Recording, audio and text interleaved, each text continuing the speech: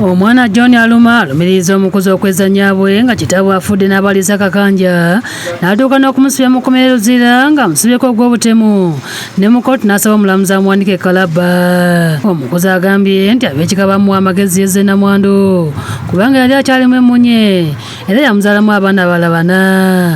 Abaana bonna balenzi Namwandu be namuzi namuzaalamu abaana kati abaana bano ababiri bano ne babuuka ne bafa.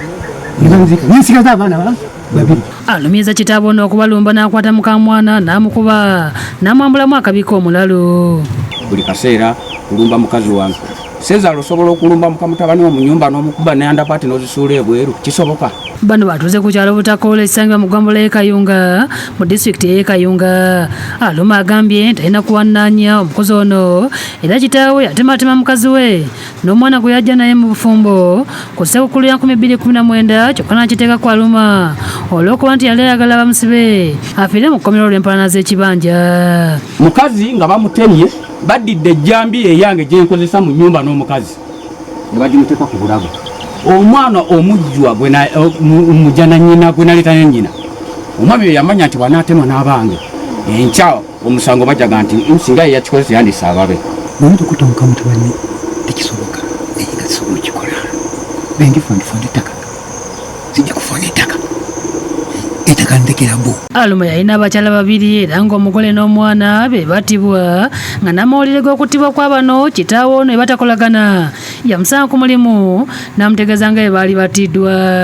Zuba ssaawa 11:58 omwami yanumba ku mulimu lwaki otemye omukazi n'omwana. Tajja wange okuva lwe natwala ekibanja kino simubuuza tambuuza sijja wuwe naye olunaku lwe yatwala obuvunaanyizibwa okulaba nti atuuke wange alaba emirambo gya mukazi wange. Aluma annyonnyodde nti entabwe y'obutakkanya ne kitaawe Lubo yava ku bintu kitaawe bye yaleka kubanga ono bwe yezza Namwandu yamuzaalamu abaana n'atandika okutunda ebintu byonna eby'omugenzi era Aluma bwe yavubuka n'awasa omukazi n'atandika okubanja omukuzi ebibanja era guno gwafuuka musango. Abigaana nga sinalaba ku mwana bwe nazaala abaana ne ŋŋamba nti kantandika okusaba ebya kitange kubanga by'abaana.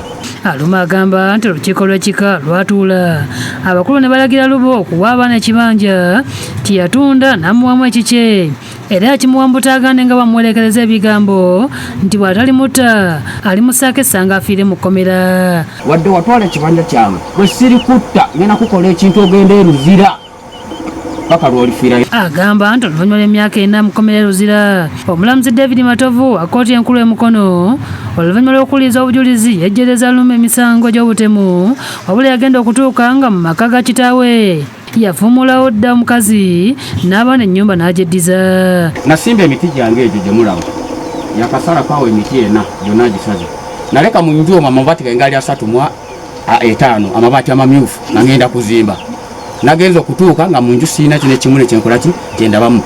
Wabula Luba agamba teyatta ku mukamwana n'omuzzukulu nga mutabani we bw'amulumiza era no yasoose kutegeeza nga bw'ali munnamagye yawummulira ku ddaala erya lutenanti wabula nti yafunayo nnamba. Era bwe weyanjula nnamba yeyeyanjula bagenda okugaba nnamba eno gundi ono lakwana engeri gyali atukubawo negende wano mu barakisi nga anatera okutuuka emagamaka ati nedindi kikugamba kye nesafuna namba. Aluma yagenze wa Collins Kafeero w'amaka n'eddembe ly'obuntu naye yabitaddemu engatto okwolekera ekyalo ekyo okwongera okwetegereza ensonga yajja byaggweredde nga Luba akwatiddwa ku misango egy'okutobonkanya ebintu ebyabamulekwa n'emirala. Okuva leero toddamu kuyingira mu kibanja kino lwaki nze nga nkyaliwo nenyinimu tukukwasizza ekibanja kyo okuva ne leero singa abaawo obuzibu bwonna bukuguddeko ono agenda Luzira. ntenda enfuna eno eyatusinga okukyamyani mukulu wange oyo. Sawulo w'okulira yakusakidde eggulire eno ku Lwabukedde TV.